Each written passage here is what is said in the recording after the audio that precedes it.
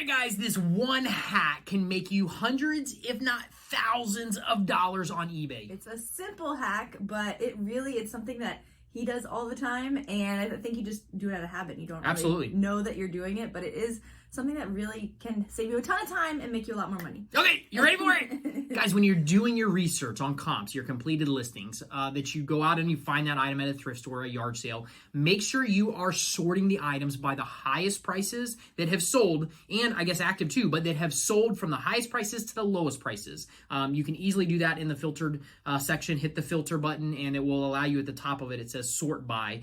You want to go from the highest to lowest. Now, why is this so important? But before that, in case anybody doesn't know what a comp is, comp is a comparable. So you're trying to compare the prices of things that have sold or that are active or that haven't sold to see what you can price your item for. That's what we in this business are not gamblers. We don't go and just buy something and say, oh, that looks expensive, I'm going to buy it, and then hopefully I can make my money back on it. We don't do that. We do the research before we buy the item. So we're going in, we're looking, eBay will allow us to look at the last 90 days of listings that have sold and the actual active listings right now for that exact item.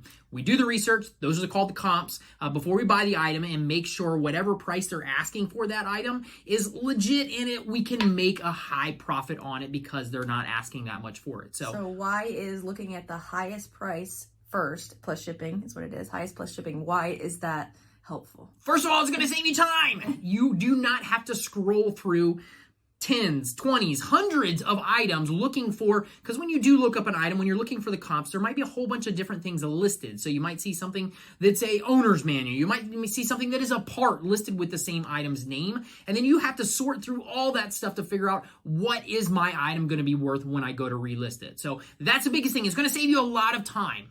And then second, make you more money because now you have been able to find the higher priced item. So if you know, like you're looking at the item and then you see other brands and now you've increased your wealth of knowledge of what brands are worth a lot more money. Absolutely. We'll give you an example. So this is where you're looking up, you go to the flea market, you go to a yard sale, you see a Bugaboo stroller. Bugaboo is high end. We've sold many Bugaboo strollers before, but they have a lot of different models. What if I go in and type in Bugaboo into the search bar of eBay? And you can see which models are the most expensive. But right off the bat, they're going to show you car seat covers. They're going to show you car seats. They're going to show you all kinds of different products that have the name Bugaboo. But if you sort by the highest, right off the bat, you start to see, hey, this model is worth this model is worth less, this model is worth less. Then you know, even going in the future, you're building the history in your mind. You're building that, I would call it your inventory or your knowledge of, hey, these are the highest brand strollers. Be on the lookout for that. Whenever I see that, I know off the bat, hey, I know these were expensive. I'm still going to go do the comps, but I know these are more expensive, so I know I'm going to make some money on this. So, and then, I was going to also add that also if you look at something and you think it's worth a lot of money and you go to look it up and you put highest to lowest and you keep scrolling and you're down to whatever number, it doesn't make sense for you to purchase the item. You're like, okay, well, it's not here in this higher range, so it's not worth it. And then you're done. Like, you don't have to keep searching. So. Absolutely. You walk away, you go find yourself another high profit item at the